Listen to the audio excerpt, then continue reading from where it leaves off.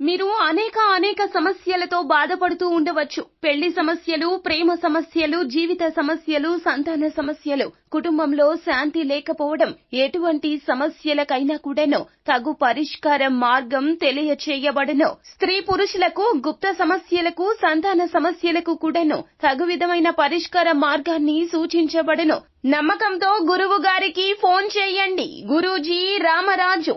Phone number 9642964291. Hi friends, అందరికీ నమస్కారం అండి. తులారాశి వారి జాతకులు సెప్టెంబర్ మాసంలో 15వ తేదీ ఆదివారం తిథి నాడు మధ్యాహ్నం 3:30 తర్వాత మీ యొక్క జీవితంలో ఈ యొక్క వార్త అయితే వినబోతూ ఉన్నారు. అయితే ఆ వార్త ఏమిటి, అసలు గోచార రీత్యా ఏం జరగబోతుంది, ఎటువంటి ఫలితాలు ఈ రాశి జాతకులు పొందుకోబోతున్నారు, తదితర పూర్తి వివరాలు అన్ని కూడా మనం ఈ వీడియోలో సంపూర్ణంగా సవివరంగా తెలుసుకునే ప్రయత్నం చేద్దాము. అంతకంటే ముందు ఫ్రెండ్స్, వీడియోని పూర్తిగా చూడండి.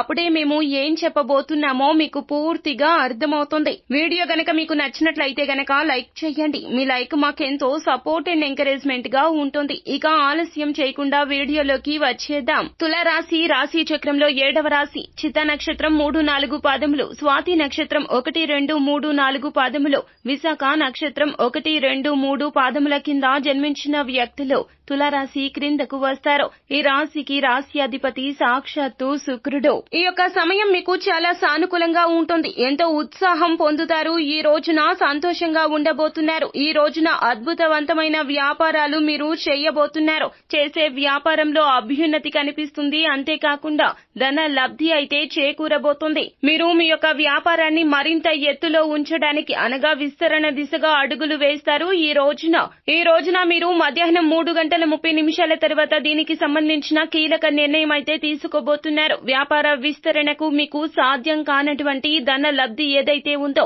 ఊహించని రీతిలో గతంలో పెట్టిన పెట్టుబడుల రీత్యా ధనం అనేది సమకూరబోతుంది. తత్ఫలితంగా వ్యాపార విస్తరణ ఆలోచన సానుకూలంగా ముందుకు సాగబోతుంది. కుటుంబ టెన్షన్లను మీ యొక్క ఏకాగ్రత భంగం చేయనివ్వద్దు. చెడు కాలం మీకు ఈ రోజున చాలా వరకు నేర్పిస్తుంది. ఎవరైతే ఇంకా ఒంటరిగా ఉంటున్నారో ఈ రోజున మీ చిన్ననాటి స్నేహితులను మధ్యాహ్నం 3:30 తర్వాత కలుసుకోబోతున్నారు. వారితో మీకు చాలా వరకు కూడా ఈ రోజున సమయం సానుకూలంగా సంతోషకరంగా మారబోతూ ఉన్నది. అలాగే ఈ రోజున మీరు ఎవరితో అయినా ప్రేమలో ఉన్నారు అంటే గనక మీ యొక్క బంధం ఇంకాస్త బలపడబోతుంది.